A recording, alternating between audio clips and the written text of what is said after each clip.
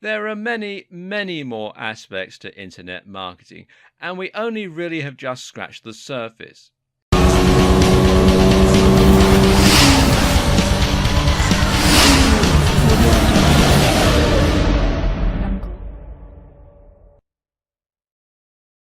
That said, you should now know all of the basics and have a deeper understanding than most people regarding what is actually likely to work versus what ultimately amounts to spam.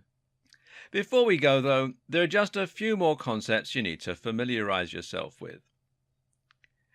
If someone lands on your site for the first time and you try to sell them a copy of your ebook or a service, you should expect to find that this is more likely than anything to just drive them away.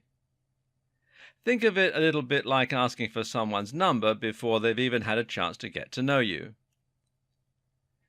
Much more successful is to spend some time establishing trust and familiarity. But you do need to ensure that they come back in order to do that. And this is where a mailing list comes in. It gives you a way to contact your visitors directly, and more importantly, it represents permission to message them. Your objective then is to ensure your members actually keep reading your mailing list rather than ignoring your messages. In order to do that, you need to ensure that you are, you guessed it, providing value.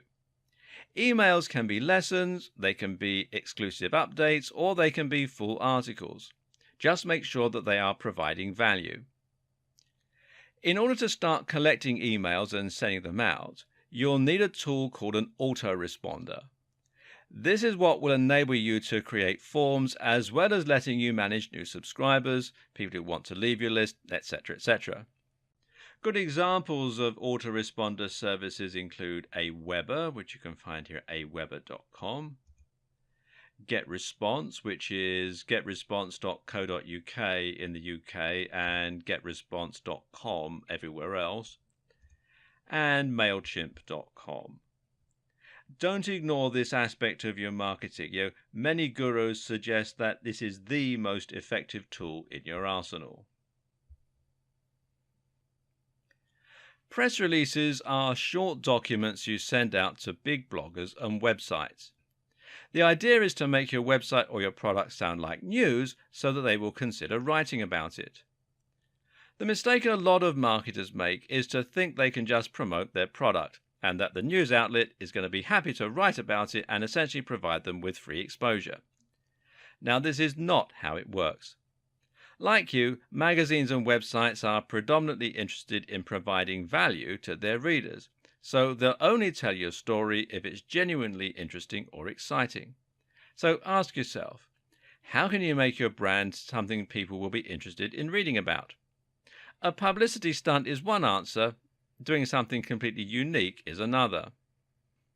Rather than targeting big blogs, though, why not consider targeting the smaller influencers?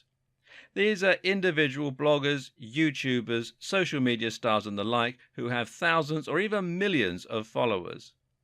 If you can convince them to give you a shout out, you can sponsor them to do this, give them something for free or exchange favors, then that can give you instant access to a gigantic audience and potentially transform your business overnight. Finally, no matter what strategies you're using in your internet marketing campaign, it is absolutely essential that you are regularly checking your stats and analytics to ensure that you're actually making progress. Look at how many visitors you're getting daily, look at which activities are bringing you the most customers, and use this information to hone and improve your campaign over time. There are several different tools that you can use to do all this, but by far the most popular and capable is Google Analytics. If you're serious about internet marketing, then the two of you need to get acquainted. This video series has thrown a lot of information at you all at once, and there's still more to learn. Unfortunately, that's the nature of the beast. Internet marketing is a huge subject, and you will never have learned everything. Moreover, it's also a subject that is continually changing and evolving, so you'll never know absolutely everything that there is to know. But what this series has hopefully done is to A, give you a solid foundation of knowledge to get started, and B, help you to make some smart decisions and avoid some of the biggest mistakes that new marketers make. The biggest lesson I want you to take home from all this is that you should work smart, not hard. Now, that doesn't mean that you're going to be putting out a load of dross, though. Far from it. The key to getting easy wins is to create things people actually want to see and want to share. Content Google wants its users to find, and content that will build trust and authority with your followers.